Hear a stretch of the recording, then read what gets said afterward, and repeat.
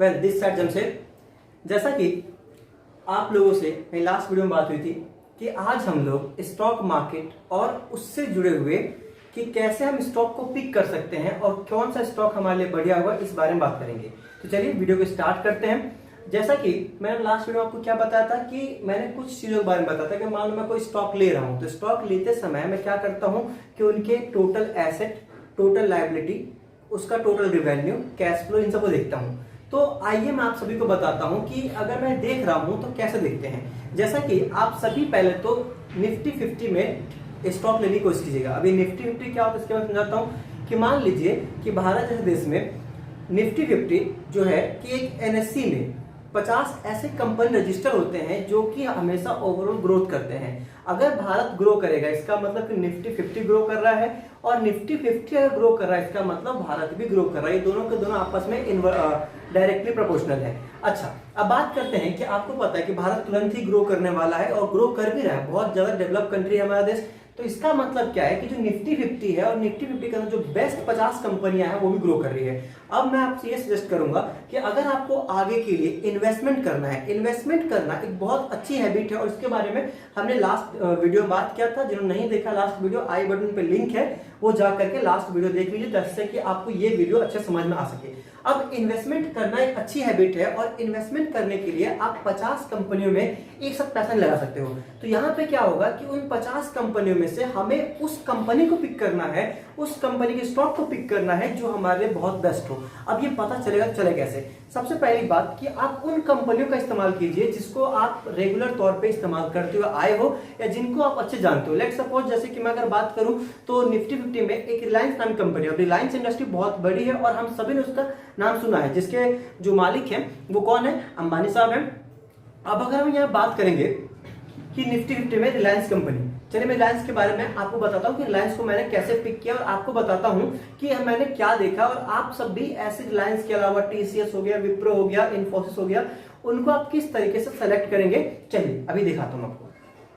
जैसा कि मैंने आपसे क्या बोला कि हमें उस कंपनी के स्टॉक्स या शेयर को परचेज करना चाहिए जिसको हम पर्सनली जानते हैं। अब जैसा कि आप लोगों ने नाम सुना हुआ रिलायंस के बारे में, रिलायंस का प्रोडक्ट हमने इस्तेमाल किया हुआ है।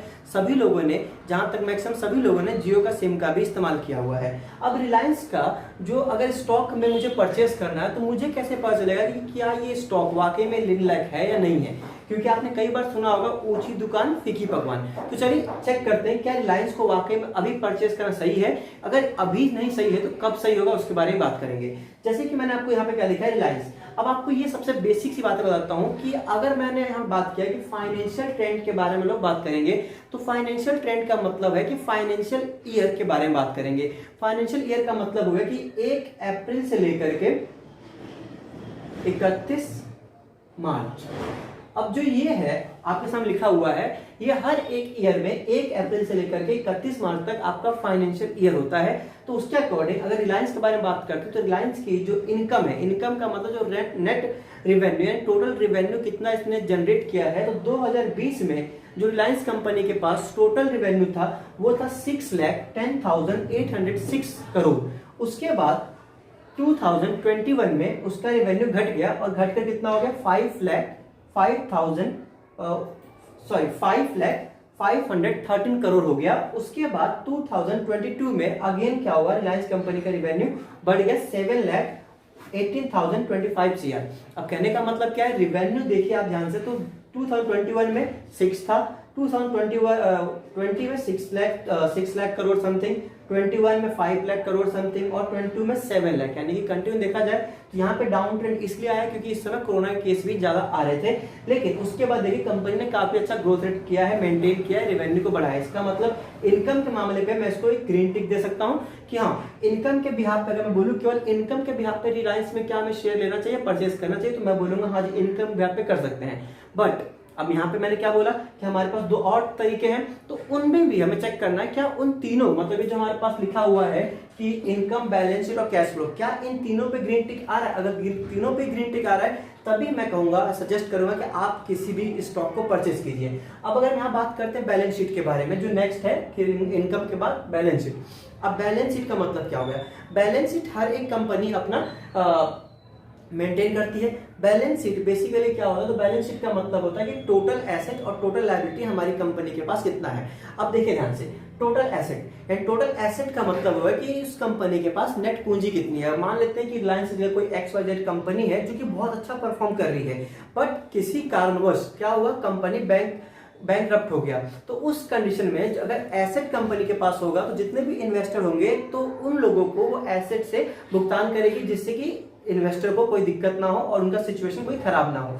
अब अगर हम यहाँ बात करते हैं टोटल एसेट के बारे में, तो टोटल एसेट जो अगर हम बात करेंगे रिलायंस कंपनी के बारे में, तो देखिए ध्यान से 2020 में कितना था, 11,63,015 करोड़, यानी कि अच्छा है, एसेट तो बहुत ज्यादा। अब 21 में देखिए तो इसका एसेट बढ़ चुका है 13,20,65 करोड़, यानी कि मैं कहूंगा कि एसेट के मामले में रिलायंस कंपनी ने ग्रो अच्छा किया है। कि 20 से 21 में यहाँ पे देखेंगे तो 2 लाख करोड़ का इंटरेस्ट, 2 लाख करोड़ का इंक्रीजमेंट दिया, जिसका मतलब है कि एसेट का मामला तो सही है, एसेट हम ग्रीन टिक दे सकते हैं।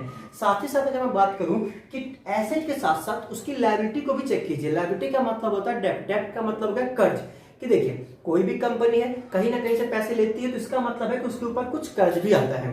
तो ध्यान दें, टोटल लायबिलिटी का मतलब जैसे मैंने आपको बताया।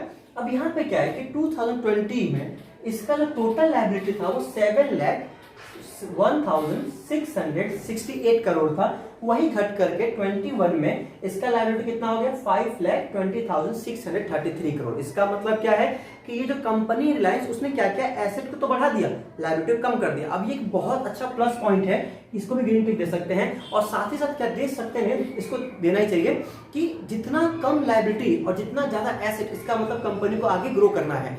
अगर जितना ज्यादा लायबिलिटी और जितना कम एसेट, इसका मतलब क्या, कंपनी नीचे जाएगी। क्यों?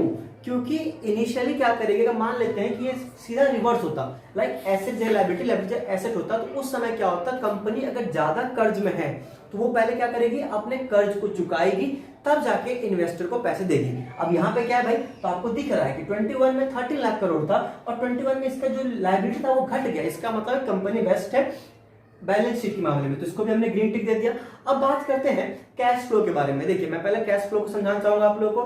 कैश फ्लो क्या होता है, तो देखिए जैसे कि मान लेते हैं कि मार्केट कहीं भी अप ट्रेंड में नहीं होगा या डाउन ट्रेंड में नहीं होगा। हमेशा क्या, अप ट्रेंड का मतलब ना ही मार्केट हमेशा ऊपर की ओर बढ़ेगा और ना ही मार्केट नीचे की ओर घटेगा। हमेशा क्या होता है, कई बार ऊपर जाएगा फिर नीचे आएगा, फिर ऊपर फिर नीचे। इस कंडीशन में कैश फ्लो एक बहुत इंपॉर्टेंट रोल निभाता है। इसका मतलब होता है कि आपके पास कैश कितना अवेलेबल है। जैसे मैं एक एग्जांपल समझाता हूं कि मान लीजिए एक इंसान है, उसके पास 1 लाख रुपए है। अब 1 लाख रुपए में उसने क्या किया, एक कंपनी लाइक रिलायंस के जो सारे शेयर खरीद लिए। अब जब सारे शेयर खरीद लिए, 6 महीने बाद पता चला कि मार्केट नीचे जा रही है। अपने आप को करेक्ट करने के लिए जब मार्केट नीचे आई तो जो 1 लाख का था शेयर, अब वो आपको 50,000 मिल रहा है। बट क्या, उस इंसान के पास तो पैसे ही नहीं है, पैसे सारे खत्म कर दिए उसने इन्वेस्ट करके। तो इसीलिए क्या होता है, जितनी बड़ी कंपनी होती है, मल्टीनेशनल कंपनी होती है, बहुत बड़ी बड़ी कंपनी होती है, वो क्या करती हैं, तो वो अपने पास कुछ कैश को रिजर्व करती है। जब भी मान लेते हैं कि मार्केट करेक्ट होने के लिए नीचे आती है, तो उस समय क्या करती है, वो कैश से अपना सिचुएशन सही करती है। अब जैसे मैं बात करता हूं तो 2019 में इसके पास जो कैश था वो था माइनस में 51,280 करोड़।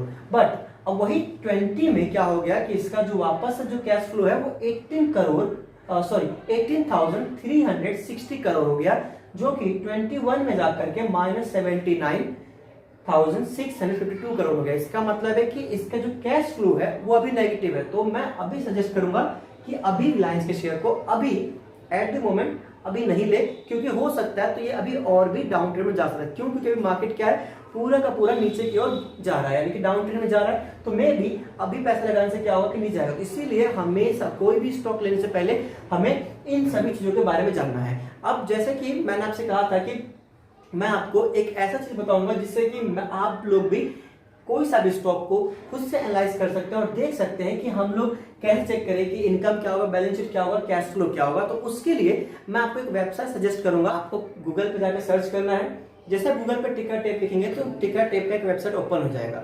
उसमें आपको एक सर्च का ऑप्शन दिखाई देगा। वहां पर आपको कोई सी भी कंपनी लिख सकते हो, लाइक रिलायंस लिख दिया, TCS लिख दिया, विप्रो लिख दिया, इन्फोसिस लिख दिया, किसी भी कंपनी का आपको वहां पे सर्च करना है।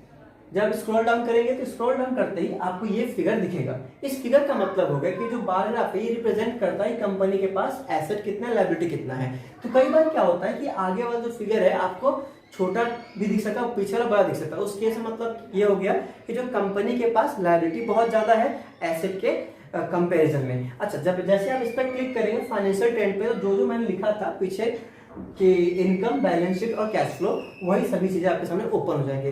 तो एट द एंड मैं आपको ये बताने जा रहा हूं कि इससे तो आप लोग सिंपली आप क्या करोगे, केवल स्टॉक के बारे में पिक कर सकते हो कि हमें कौन सा स्टॉक हमारे लिए सही है, उसको आप अपने वॉच लिस्ट में डाल सकते हो। लेकिन अभी आगे आने वाली सीरीज में मैं आपको ये बताऊंगा कि कब हमें स्टॉक को परचेज करना चाहिए, कौन सा हमारे लिए राइट टाइम है। तो वीडियो के सीक्वेंस में हमेशा बने रहिएगा। जो भी हमारे चैनल पे नए हैं इसे सब्सक्राइब कर लीजिए और बेल आइकन को प्रेस कर लीजिए, जिससे कि आगे आने वाला एक वीडियो ना मिस हो। क्योंकि हम कुछ समय बाद जो सीक्वेंस इसकी आएगी उसमें हम लोग कैंडल स्टिक के बारे में समझेंगे। कैंडल स्टिक क्या होता है, कैंडल स्टिक के बिहार पे मार्केट कैसे मूवमेंट देती है, क्या रिएक्शन होता है। अगर जिसने कैंडल स्टिक के बारे में सही समझ लिया, इसका मतलब है कि वो अब अपने अकॉर्डिंग इन्वेस्टमेंट कर सकता है, इन्वेस्टमेंट प्लान कर सकता है और उसके जो लॉसेस होंगे बहुत ज्यादा कम होगा। अगर आपको वीडियो पसंद आया है तो इसे लाइक, कमेंट और शेयर करना ना भूलें। Thank you.